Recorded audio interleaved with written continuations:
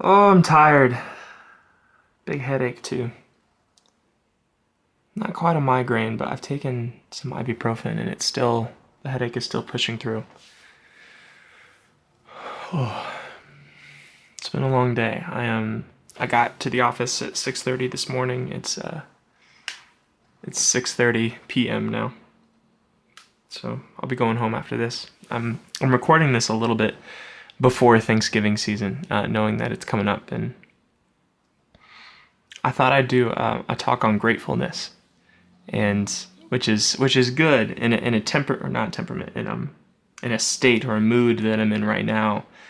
I don't feel very grateful or mindful or present with all the positive emotions. I feel fatigued and cranky and hungry and and all those things. So this will be good because I mean, if we're being honest, it's like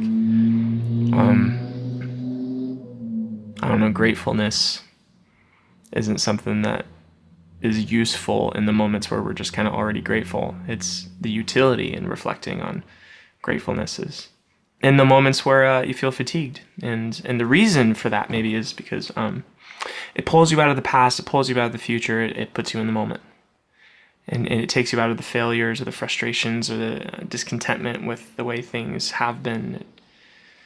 It pulls you out of the worry and the concern and the rumination and the anxiety of what's coming. And it brings you right here. Because all you have is what's right here, right now. And so I'm going to do something kind of different. I was thinking we'd do a mindfulness activity. I think we just meditate for a little bit. And that's unusual for me. I don't really do, I haven't made a mindfulness, intervention video or anything like that before. Because, well, honestly, I mean, most of them that I see are just wicked cheesy and kind of terrible. Not all of them. I mean, I have a few of them that I like and that I use for just my own kind of mindfulness and meditation. But yeah, it's intimidating to suggest that you do mindfulness, even in therapy, because I think some people are like, really, we're just going to sit quietly and close our eyes and breathe. But here's the reason, maybe, that I think it would be advantageous and helpful. Is like I actually want to progress through a movement of ideas within a mindfulness setting that I think would be really hard to digest just in a lecture. And I want it to be kind of a progressive mindfulness meditation, something that gets maybe more and more proximal to the heart of things that matter. So not just grabbing a low-hanging fruit, but actually trying to, I don't know, accomplish something. That's not the right word. Trying to hone in on something that would be transformative. That's it. So, yeah, if you'd like, go ahead and find a comfortable position in your chair.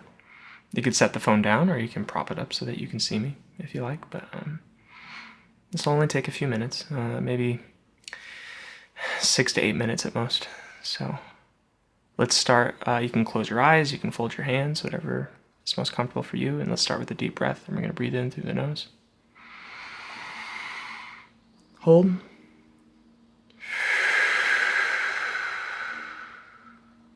Let's do another one.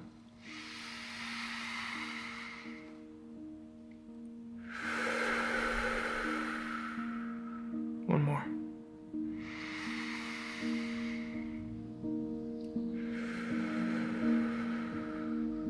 Now I want you to slow down that breath. Let's still hold at the top of the breath and then breathe out through the mouth. Now, as you continue to breathe as slowly as you can, I want you to reflect on what you're thankful for in the room that you're sitting in. So picture the things that are surrounding you. Maybe there's people in the room. Maybe you're just on your own. Hold in mind the objects, the things, the domains of life that you feel thankful for in this room. Maybe it's your health. The fact that you aren't feeling pain right now. Or if you are feeling pain, that you're still able to participate in this meditation. it's the comfort of knowing you have a roof over your head, that you had a warm meal today, that you have clothes on your back, maybe even clothes that you like. Hold all those things in mind, and let's take just a couple more breaths as you think of everything in the room right now that you're grateful for.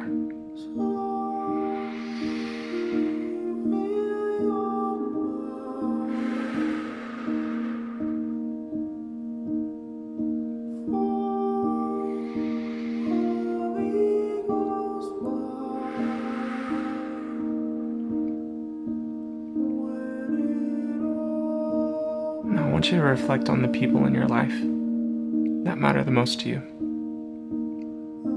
Think of the ways that they loved you. Were there times that you felt maybe a lack of judgment? Like judgment was far off, or judgment was softened? Did you feel accepted by them? Hold the people in your mind right now that you feel accepted by.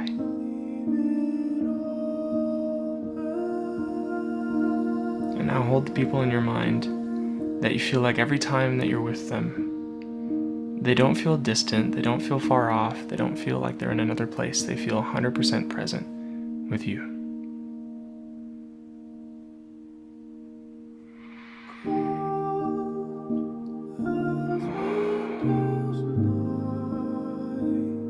Think of the people in your life that you're taking care of. Maybe you have kids.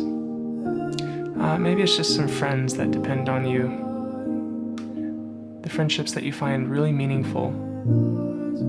The moments in life where you feel like you're making a difference, that you're doing something positive, that you're dependable, that someone can lean on you. I want you to just feel that warmth that rises up from the memories of your close friends, the people that you're caring for. And hold that gratefulness. And take another breath.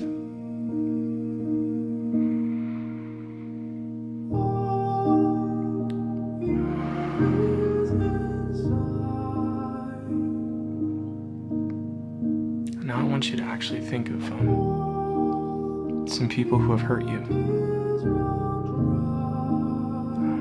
Some moments where you felt wounded, moments where you felt betrayed, moments where you felt deeply offended or like your world was turned upside down. And now I want you to think and look at this coin and maybe flip the coin to the other side, but I want you to see the kind of resilience, the kind of strength, the kind of perseverance that arose from you overcoming and moving past the wounds that you've experienced in your life. And maybe not all your wounds have that story yet. Maybe there's things in your life that have happened that you don't know how to recover from, but I want you to look and see if you can find, even if it's just a few, even if they seem kind of insignificant. You know, getting through high school, passing that class, that mean girl who bullied you when you were a kid, the time that someone you loved didn't like you back. Maybe it was a dismissive moment with a parent, a moment when you needed them, but they weren't there for you. But I want you to think about, now draw attention to the version of you that endured that and that pressed on and didn't close up their heart, that didn't let that darkness or that hurt or that rejection or that frustration overcome them completely. I mean, even if it did, just a little bit, like, I want you to hold and look for and be grateful for the ways that our pain and our suffering actually cultivated a sense of strength in us. I'll let you sit with that idea for a moment. It's a hard one to digest. So why don't we do that over the course of a few breaths?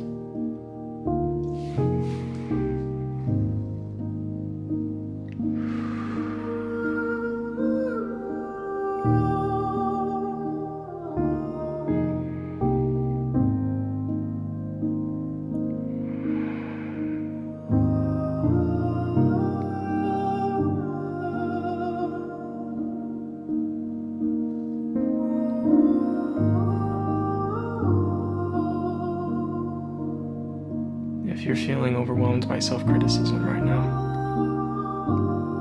You're having a hard time seeing that light. And I want you to hold space even in this moment right here, to see that everything that's led up to this moment, these past few breaths, it didn't happen by accident. You didn't just stumble into being right here. You wouldn't be here, sitting here right now, unless you persevered through pain and suffering and hardship, even to get to sitting where you are in this moment right now. And maybe you're not sitting here as strong as you wish you were, or feeling like you have everything together in the way that you wish you did. Maybe you're going through a tremendous amount of suffering internally, but I want you to notice and just bring your attention that right here, right now, you're here. That you made it here. And that's something to be grateful for.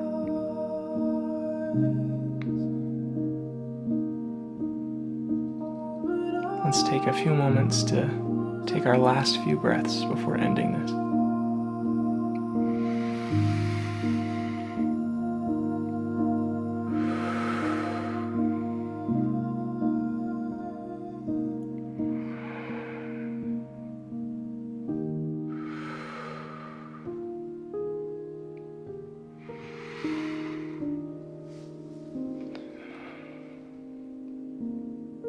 You can open your eyes. Thank you. There's so much to be grateful for.